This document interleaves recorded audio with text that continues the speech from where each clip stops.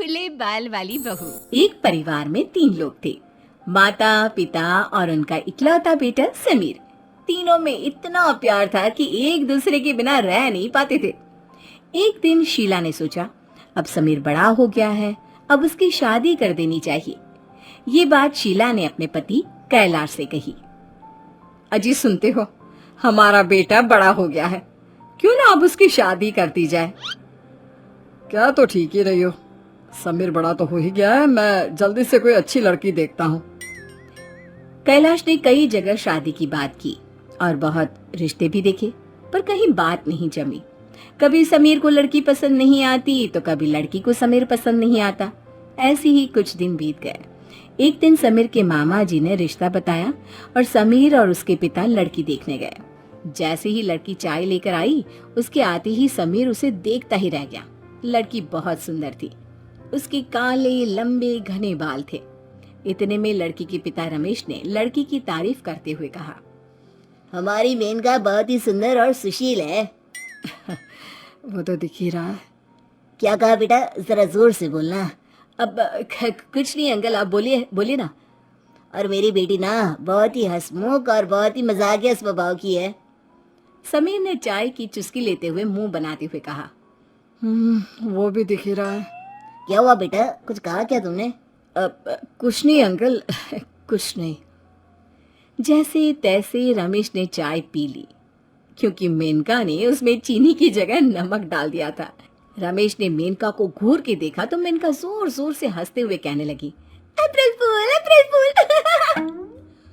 अरे पर बेटी, ये तो जुलाई चल रहा है। हाँ हाँ पापा, मुझे पता है, पर ये मौका दोबारा थोड़ी ना आता, इसलिए मैंने पहले ही अप्रैल फूल मना लिया। ये कहकर मेनका जोर जोर से हंसने लगी। रमेश समीर से कहता है, माफ करना बेटा, मैंने पहले ही कहा था ना, मेरी बेटी थोड़ी मजाकिया है। कोई बात नहीं अंकल, मुझे भी मजाकिया लोग बहुत पसंद है और मैं भी बहुत मजाक करता हूँ। बल्कि मैं क्या, मेरे पिता भी बहुत मजाक करते हैं। जब मैं पैदा हुआ था तो मेरे पिता ने मुझे देखते ही मेरी माँ से कहा, ये क्या मजाक है। इतना सुनते ही सब ठहाके लगाकर हंसने लगे। समीर और मेनका ने एक दूसरे को पसंद कर लिया। दोनों को एक दूसरे का मजाक और चुलबुला अंदाज बहुत पसंद आया और कुछ ही समय में दोनों की शादी हो गई। दोनों बहुत खुश थे। शादी के बाद मुंह दिखाई की रस्म हुई तो सब उसकी तारीफ के पुल बांधने लगे। अरे समीर, तू तो बहुत किस्मत वाला है जो तुझे इतनी सुंदर लड़की मिली है। कहाँ से लाए हैं तेरे मम्मी पापा इतना अच्छा रिश्ता ढूंढकर? इसके तो बाल भी बहुत लंबे और खूबसूरत हैं। अपनी तारीफ सुनकर मेनका बहुत खुश हुई और मुस्कुराने लगी। इसी तरह दिन बीतने लगे और लोगों का आना जाना घर पर जारी रहने लगा। जो भी आता वो मेनका की तारीफ किए बिना रह नहीं पाता। मेनका हमेशा अपने बालों को खुला रखती थी और वो खुले बालों में बहुत ही सुंदर लगती, मानो सचमुच की मेनका हो। लोग समीर के घर चाय के बहाने आते, लेकिन उनका मकसद मेनका को निहारना होता। एक दिन समीर का दोस्त राहुल घर पर आया और मेनका को देखता ही रह गया। भाभी जी, मैंने आपकी बहुत तारीफ सुनी है, आपकी मजाक की। एक आध नमूना मुझे भी दिखा दो, मेरा तो हक बनता है, आखिर देवर हूँ आपका। जी बिल्कुल देवर जी, क्यों नहीं। पहले आप बताएं क्या लेंगे आप? जो आपका मन हो भाभी जी। मेनका बहुत जिद करते हुए पूछती है। नहीं नहीं, आप बताओ, आप मेहमान हो ना। अच्छा भाभी, आप इतना जिद कर रही है तो कॉफी चलेगी। तो देवर जी, रसोई वहाँ है और एक कप कॉफी मेरे लिए भी बना लेना। और इतना कहकर मेनका और बाकी सब हंसने लगते हैं और फिर मेनका कहती है, देवर जी ये मजाक था, बुरा तो नहीं लगाना। वो जाकर कॉफी लेकर आती है। कुछ समय बाद मेनका कहती है, अच्छा देवर जी, एक बात तो बताओ, आपने ये चश्मा क्यों पहन रखा है? अभी से ही आपकी नजर कमजोर हो गई तो देवरानी को कैसे देखोगे? राहुल बुदबुदाते हुए कहता है, भाभी जी आपको देख लिया, अब देवरानी को देख कर क्या करूँगा।